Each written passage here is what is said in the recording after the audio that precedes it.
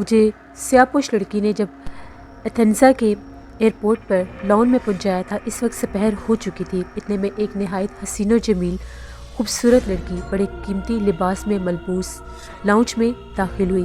اس کے دائیں بائیں 2 عورتیں اور پیچھے 4 باڈی گارڈز تھے۔ یہ وہی تھی مس یونیورس اطالوی حسینہ، اس کے علاوہ یہ کوئی بھی نہیں ہو سکتی تھی۔ وہ بڑے پرپکار انداز میں چلتی ہوئی وہاں پر بیٹھے لوگوں کے اوپر اپنی مسکراہٹیں بکھیرتی ہوئی لاؤنج میں بنے ایک صوفے پر آ کر بیٹھ گئی۔ وہ بالکل میرے سامنے ہی تھی۔ دونوں عورتیں اس کے دائیں بائیں بیٹھ گئیں۔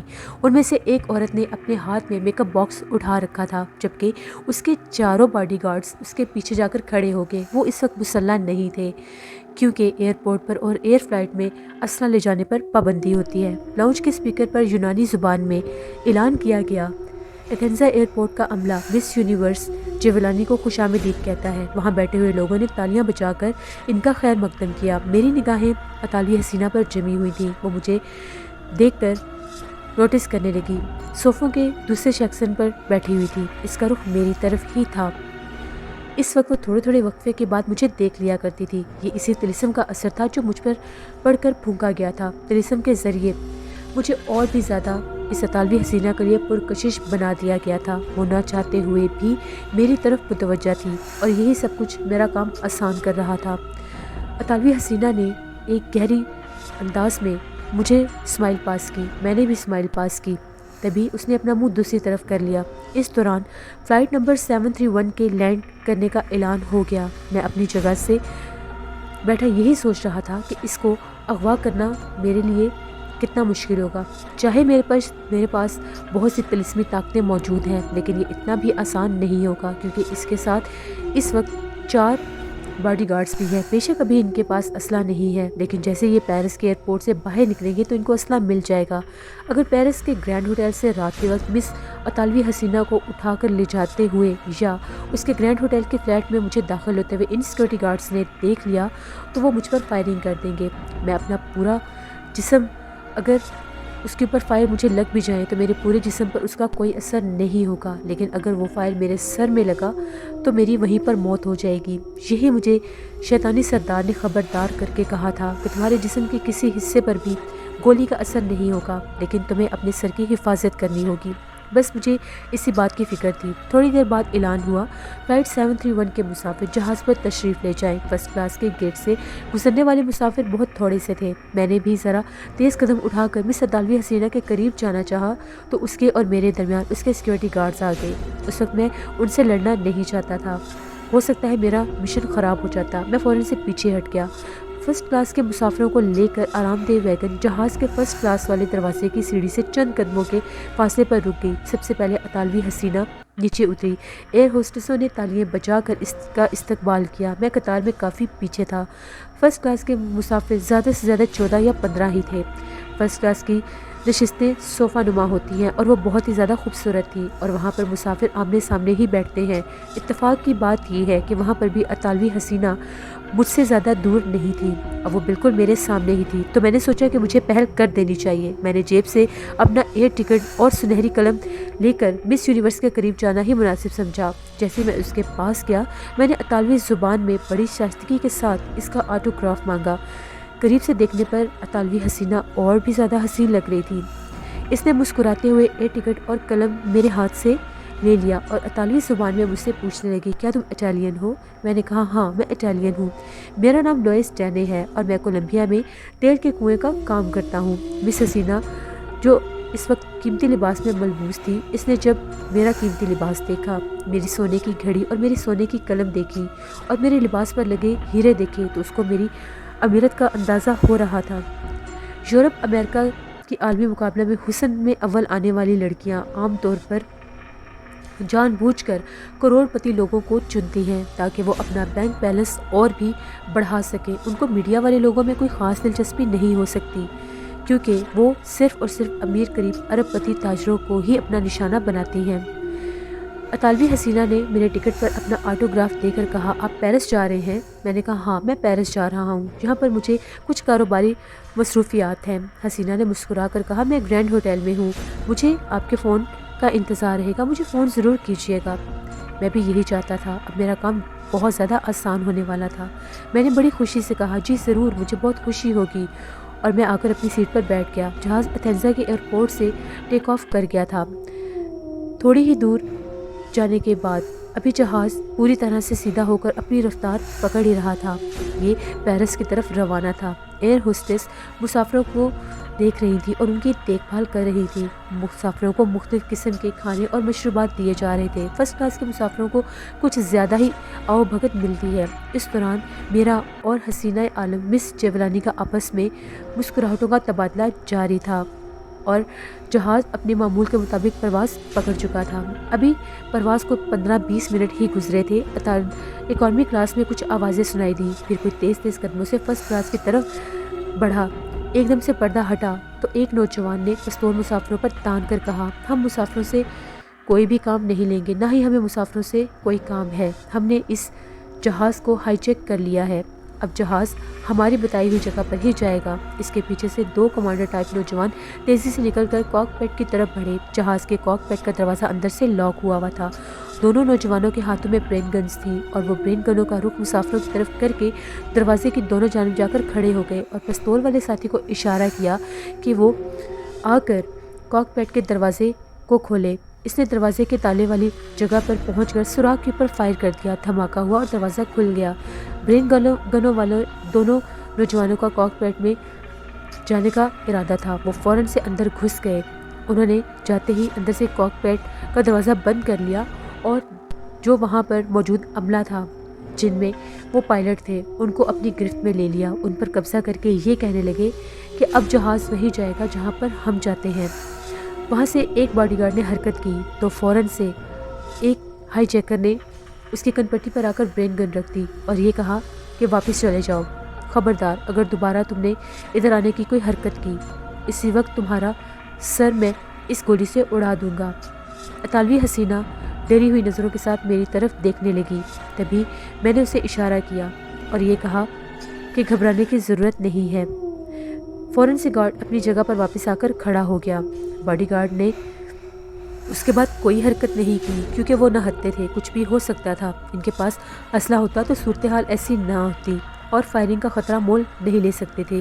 پورے جہاز کے مسافروں کی جان کا مسئلہ تھا۔ حسینہ عالم نے پھٹی پھٹی آنکھوں سے میری طرف دیکھا۔ میں نے اسے ہاتھ کے ہلکے سے اشارے سے اطمینان میں رہنے کی ہدایت کی اور سوچنے لگا کہ اب مجھے کیا کرنا چاہیے، کیونکہ اس وقت جہاز کا میں واحد ایسا مسافر تھا جو جہاز کو تباہی سے بچا سکتا تھا۔ اس کی وجہ صرف وہ کالا جادو تھا جس کا منتر مجھ پر پڑھ کر پھونکا گیا تھا اور جس کے اثر سے میرے جسم پر سوائے میری کھوپڑی کے کسی اور جگہ پر گولی یا خنجر کا اثر نہیں ہو سکتا تھا۔ میں صرف یہ سوچ رہا تھا کہ کون سی ایسی تدبیر کروں کہ اگر فائرنگ شروع ہو تو میرا سر بچ جائے اور مسافروں کی زندگی بھی محفوظ رہے۔ وہاں حالات ایسے پیدا ہو گئے تھے کہ مجھے پہلا قدم اپنے جادو کے بھروسے پر نہیں بلکہ اپنی عقل کے بھروسے پر اٹھانا تھا۔ اس وقت ایک ہائی جیکر کاک پیٹ میں تھا جس نے گن پوائنٹ پر دونوں ہوا بازوں کو قابو کیا ہوا تھا اور اپنی مرضی کے روٹ پر جہاز کو ڈال لیا تھا۔ فرسٹ کلاس یعنی ہماری کلاس میں 2 ہائی جیکرز تھے جن میں سے ایک کاک پیٹ کے دروازے کے باہر کھڑا ہوا تھا اور اس نے ہم لوگوں کے اوپر گن تانی ہوئی تھی۔ جہاز کے دوسرے حصے میں بھی ہائی جیکرز موجود تھے۔ معلوم نہیں تھا کہ ان کی تعداد کتنی تھی۔ میں سب سے پہلے فرسٹ کلاس کے دونوں ہائی جیکرز کو قابو کرنا چاہتا تھا، مگر سب سے بڑی مشکل یہ تھی کہ اگر میں ہائی جیکرز کو پکڑ لیتا ہوں تو دوسرے مسافروں پر اگر اس نے فائرنگ کر دی تو پھر کیا ہوگا۔ یہ سب سے بڑی خطرے کی بات تھی۔ ایسی صورتحال میں میرا کام تمام ہو سکتا تھا۔ خوش قسمتی کی بات یہ ہوئی کہ اینڈ اسی وقت اکانومی کلاس میں سے ایک ہائی جیکر نے اپنے ساتھی کو آواز دی اور برین گن والا ہائی جیکر ہماری کلاس سے نکل کر اکانومی کلاس میں چلا گیا۔ ان دونوں کلاسوں کے درمیان ایک دروازہ تھا جس کے اوپر پردہ لگا ہوا تھا۔ اب ہماری کلاس میں ایک ہائی جیکر اکیلا رہ گیا تھا۔ وہ پستول ہاتھ میں تھامے کاک پیٹ کے دروازے کے پاس کھڑا تھا۔ یہی موقع تھا کہ میں اسے قابو کر سکتا تھا۔ ہائی جیکرز آپس میں ہسپانوی زبان میں باتیں کر رہے تھے۔ اس کا مطلب یہ تھا کہ اسپین کے رہنے والے تھے۔ میں نے اپنے دونوں ہاتھ اوپر اٹھائے اور کھڑے ہو کر ہائی جیکر سے ہسپانوی زبان میں کہا، مجھے باتھ روم میں جانا ہے۔ اس نے مجھے قہر بھری نظروں سے دیکھا اور پستول کا رخ میری طرف کیا اور کہا، خاموشی سے بیٹھ جاؤ۔ میں نے ہسپانوی زبان میں کہا، اپنے ہم وطن کا خیال کرو، تمہیں اپنے وطن کا خیال نہیں ہے۔ اس نے کہا، جاؤ مگر 1 منٹ سے زیادہ نہیں لگاؤ گے۔ میں نے سب سے پہلے یہ دیکھا تھا کہ فرسٹ کلاس کے باتھ روم میں جانے کے لیے مجھے ہائی جیکر کے قریب سے گزرنا پڑنا تھا۔ مجھے اس سے زیادہ اور کسی چیز کی ضرورت نہیں تھی۔ میں ہائی جیکر کے قریب سے قریب تر جانا چاہتا تھا میں ہاتھ اوپر اٹھا کر باتھ روم کی طرف چلا۔ میں نے محسوس کیا کہ دوسرے مسافر میری طرف سہمی ہوئی نظروں سے دیکھ رہے تھے۔ جیسے ہی میں ہائی جیکر کے قریب سے گزرنے لگا، میں نے ایک ہاتھ سے اس کی گردن کو پیچھے سے پکڑ کر اس کے نرخے کو دبا دیا۔ میں اپنی اس طاقت کو پہلے آزما چکا تھا۔ مجھ میں اور بھی کئی جادوئی طاقتیں ڈال دی گئی تھیں، مگر اس طاقت کا مجھے تجربہ ہو چکا تھا۔ مجھے اپنے ہاتھ کی انگلیاں لوہے کی طرح سخت محسوس ہو رہی تھیں۔ ہائی جیکر کا یہ حال تھا کہ ایک سیکنڈ میں اس کا سانس بند ہو گیا تھا۔ میں نے دوسرے ہاتھ سے اس کا پستول چھین لیا۔ دونوں ہاتھوں سے میرے ہاتھوں میں اپنی گردن چھڑانے کی وہ کوشش کرتا رہا، لیکن دوسرے سیکنڈ میں اس کے دونوں ہاتھ بے جان ہو چکے تھے۔ میرے ہاتھوں کے فولادی پنجے نے ہائی جیکر کے نرخے کے دباتے ساتھ ہی اس کی گردن کی ہڈی کے 2 مہرے توڑ دیے تھے۔ مجھے ان کے ٹوٹنے کی آواز سنائی دی تھی۔ یہ سب کچھ زیادہ سے زیادہ 3 منٹ میں ہو گیا ہوگا۔ میں نے مردہ ہائی جیکر کو نیچے گرا دیا اور کاک پیٹ کے بند دروازے کے اوپر دستک دے کر ہسپانوی زبان میں اندر والے ہائی جیکر کو کہا، باہر آنا، ہمیں ایک مصیبت پڑ گئی ہے۔ اندر والا ہائی جیکر سمجھا کہ باہر اس کے ساتھی بلا رہے ہیں۔ وہ فوراً دروازہ کھول کر باہر آیا۔ جیسے ہی دوسرے ہائی جیکر نے قدم باہر رکھا، میں نے جھٹ سے سب سے پہلے اس کی برین گن اس کے ہاتھ سے چھین کر مسافر کی طرف پھینک دی، جہاں مس حسینہ کے ایک باڈی گارڈ نے جلدی سے اسے اٹھا کر پوزیشن سنبھال لی۔ یہ منظر میں نے اس سامنے میں دیکھ رکھا تھا۔ ہائی جیکر کے برین گن گرتے ہی میں نے اس کی گردن کو سیدھے ہاتھ سے پکڑ لیا اور اس کو 1 فٹ اوپر اٹھا کر صرف 3 جھٹکے دیے اور اتنے میں ہی اس کی گردن کی ہڈی ٹوٹ گئی۔ مجھے اس بات سے یہ یاد آ گیا کہ انڈیا کے جنگلوں میں شیر بھی ایسے ہی شکار کو منہ میں دباتے ہیں اور پھر 2 سے 3 جھٹکے دیتے ہیں اور شکار کی گردن کی ہڈی ٹوٹ جاتی ہے۔ میں نے اسے نیچے گرا دیا اور مسافروں کو دبی زبان میں خاموش رہنے کا کہا۔ حسینہ عالم میری طرف فخریہ انداز سے دیکھ رہی تھی۔ اس نے اپنے باڈی گارڈ کے ہاتھ میں برین گن دیکھی اور اسے فوراً سے کہا کہ پیچھے آ کر کھڑے ہو جاؤ۔ اب اس کا باڈی گارڈ صوفے کے پیچھے مورچہ بنا کر بیٹھا ہوا تھا۔ میں نے اسے ہسپانوی زبان میں آہستہ سے کہا، خبردار فائر مت کرنا، اور خود پردے میں جھانک کر اکانومی کلاس میں دیکھا۔ جہاز کے نشستوں کے درمیان میں 2 ہائی جیکرز ایک دوسرے کی طرف منہ کیے ٹہل رہے تھے اور لوگوں کی نگرانی کر رہے تھے۔ ان کے ہاتھوں میں پستول تھے۔ مجھے یہ دیکھ کر اطمینان ہوا کہ ان میں سے کسی کے ہاتھ میں بھی ہینڈ گرنیڈ نہیں تھے۔ میں پردے سے ہٹ کر کاک پیٹ میں آ گیا۔ کاک پیٹ کے دروازے پر ایک ایئر ہوسٹس گھبرائی ہوئی کھڑی ہوئی تھی۔ وہ مجھے بھی ہائی جیکر ہی سمجھ رہی تھی۔ اس نے مردہ ہائی جیکرز کی طرف دیکھا اور میرے ہاتھ میں پستول دیکھ کر کانپنے لگی۔ میں نے اسے یونانی زبان میں کہا، میں مسافر ہوں جہاز کا، میں ہائی جیکر نہیں ہوں۔ جہاز کے پائلٹ سے کہو کہ اپنا روٹ تبدیل کرے اور جس راستے پر ہم لوگ جا رہے تھے وہیں پر چل پڑے۔ گھبرانے کی کوئی بات نہیں۔ ایئر ہوسٹس جلدی سے کاک پیٹ کے اندر چلی گئی۔ میں نے پردہ ذرا سا اٹھا کر اکانومی کلاس میں جھانک کر دیکھا۔ معلوم ہوتا تھا کہ یہ سارے ٹوٹل 4 ہائی جیکرز تھے جنہوں نے جہاز کو اغوا کیا ہوا تھا۔ یہ بہت ہی تجربہ کار ہوتے ہیں، انہیں بہت زیادہ ٹریننگ دی گئی ہوتی ہے۔ اگر ان کے پاس صرف ایک بھی ریوالور ہو تو یہ اس سے پورے جہاز کو اغوا کر سکتے ہیں۔ مسافروں کی سلامتی کے لیے ہمیں کوئی بھی مزاحمت نہیں کرنی تھی۔ میں نے پردے سے ذرا ایک طرف ہو کر کھڑا ہو گیا۔ فرسٹ کلاس کے تمام مسافر مجھے حیرت اور فخریہ انداز سے دیکھ رہے تھے۔ میں نے ان کی طرف دیکھ کر انگلی ہونٹوں پر لا کر یونانی زبان میں کہا، کوئی اپنی جگہ سے نہ اٹھے اور خاموش رہو۔ میں نے کاک پیٹ میں سے ایئر ہوسٹس کو باہر نکالا اور اسے کہا کہ وہ اکانومی کلاس میں جا کر ڈری ہوئی آواز میں اس طرف والے ہائی جیکر سے یہ کہے کہ تمہارا ساتھی تمہیں بلا رہا ہے۔ ایئر ہوسٹس پردہ اٹھا کر اکانومی کلاس میں چلی گئی اور اس نے ذرا سا پردہ ہٹا کر ان کو یہ کہا کہ تمہارا ساتھی تمہیں بلا رہا ہے۔ تبھی اس کا لہجہ اور اس کی گھبراہٹ دیکھ کر ایک ہائی جیکر ٹہلتا ہوا فرسٹ کلاس کے قریب آ چکا تھا۔ جیسے ایئر ہوسٹس نے اسے کہا، ہائی جیکر نے ایئر ہوسٹس کو ہاتھ سے دوسری طرف دھکا دیا اور پستول سیدھی کر کے فرسٹ کلاس کے پردے کی طرف بڑھا اور قریب آ کر اس نے احتیاط کے طور پر ہسپانوی زبان میں اپنے ساتھی کو بلایا اور پوچھا کہ کیا بات ہے۔ میں نے ایسی آواز نکالی کہ جیسے میں زخمی ہو گیا ہوں، جلدی سے آؤ۔ میں جلدی سے ایک طرف ہٹ گیا۔ ہائی جیکر پردہ ہٹا کر تیزی سے اندر آ گیا۔ بس اس کا اندر آنا ہی کافی تھا۔ میں نے اس کے ہاتھ پر پستول تھی، اس ہاتھ کے پر میں نے زور سے اپنا ہاتھ مارا تو اس کی پستول نیچے گر گئی۔ میں نے پیچھے سے اس کی گردن کو پکڑ لیا۔ میں حیران ہو گیا تھا کہ جیسے ہی میرا ہاتھ اس کی گردن پر پڑا تو اس کی گردن ایک دم سے نیچے ڈھلک گئی، شاید وہ ٹوٹ چکی تھی۔ میں نے اس کو بھی گھسیٹ کر فوراً سے باقی کے مردہ ہائی جیکرز کے پاس لٹا دیا۔ اب پورے جہاز میں صرف اور صرف ایک ہی ہائی جیکر رہ گیا تھا۔ اب سب سے پہلے میں اس کو یہاں پر بلانا چاہتا تھا۔ میں نے فوراً سے دوبارہ سے اکانومی کلاس کے پردے میں جھانک کر دیکھا تو وہ ابھی وہاں پر پہرا دے رہا تھا۔ جہاز میں سب لوگ یہ سمجھ رہے تھے کہ میں کوئی کمانڈر ہوں۔ اتنے میں کاک پیٹ سے ایک پائلٹ اور اس کے ساتھ ایک آدمی باہر نکلا۔ وہ یہ سارا ڈرامہ اپنی آنکھوں سے دیکھ رہے تھے۔ انہیں بھی لگا کہ شاید میں کوئی کمانڈر ہوں۔ تبھی انہوں نے یہ کہا کہ یہ 3 تو مارے جا چکے ہیں، صرف ایک رہ گیا ہے۔ اگلا قدم آپ بہت سوچ سمجھ کر اٹھانا، پلیز، ہمیں مسافروں کی جان بہت زیادہ عزیز ہے۔ میں نے کہا فکر مت کرو، مجھے اپنی جان تم سب سے زیادہ عزیز ہے۔ میں جلدی سے پردہ ہٹا کر اکانومی کلاس میں نگاہ ڈالنے لگا۔ میں نے دیکھا چوتھا ہائی جیکر تیزی سے فرسٹ کلاس کی طرف چلتا آ رہا تھا۔ میں جلدی سے پیچھے ہٹ گیا اور سب سے کہا کہ چپ ہو جاؤ، چپ ہو جاؤ۔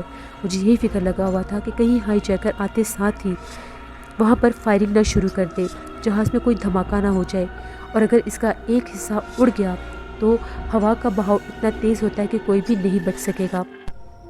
چوتھا ہائی جیکر جیسے ہی فرسٹ کلاس میں داخل ہوا تو سب سے پہلے میں نے اس کا پسٹل چھینا اور نیچے گرا دیا۔ ہائی جیکر نے جلدی سے اپنی جیبیں ٹٹول کر چھوٹا پسٹل نکالا اور میرے پر فائر کر دیا۔ گولی سیدھی میرے سینے میں لگی۔ مسافر عورتوں کی چیخیں نکل گئی، لیکن مجھے کوئی بھی تفتیش نہ ہوئی، نہ ہی گولی میرے جسم میں مجھے محسوس ہوئی۔ مگر یہ ہائی جیکر ابھی دوسرا فائر کرنے ہی والا تھا۔ میں فوراً سے اس کے اوپر جھپٹ پڑا۔ مجھے بہت سا غصہ آ رہا تھا، میں غصے سے پاگل ہو چکا تھا۔ اگر اس وقت میں کالے جادو کے اثر میں نہ ہوتا، مجھ پر کوئی شیطانی طلسم نہ ہوتا، تو اب تک یہ گولی میرا کام تمام کر چکی ہوتی۔ مجھے اتنا شدید غصہ آ رہا تھا کہ میں اس ہائی جیکر کا برا حشر کر دوں۔ تبھی میں نے ایک دم سے اس کو پوری طاقت سے اٹھا کر صوفے کی ٹیک کے اوپر دے مارا۔ اس کی کمر کی ہڈی ٹوٹ گئی اور وہ بھی مر گیا۔ تبھی میں نے اس کو گھسیٹ کر فوراً سے باقی ہائی جیکرز کے پاس پھینک دیا۔ اب چاروں ہائی جیکرز مارے جا چکے تھے۔ سب لوگ اٹھ کر مجھ سے ہاتھ ملانے لگے۔ میں فوراً سے جا کر اپنے صوفے پر بیٹھ گیا۔ سب مجھے مبارکباد دینے لگے۔ حسینہ عالم مس جیولانی بھی اٹھ کر میرے قریب آئی اور اس نے میرا ماتھا چوم لیا اور اطالوی زبان میں کہا، تم ہمارے ہیرو ہو۔ سارے مسافر اپنی نشستوں پر بیٹھ گئے۔ مس یونیورس میرے پہلو میں بیٹھی ہوئی تھی۔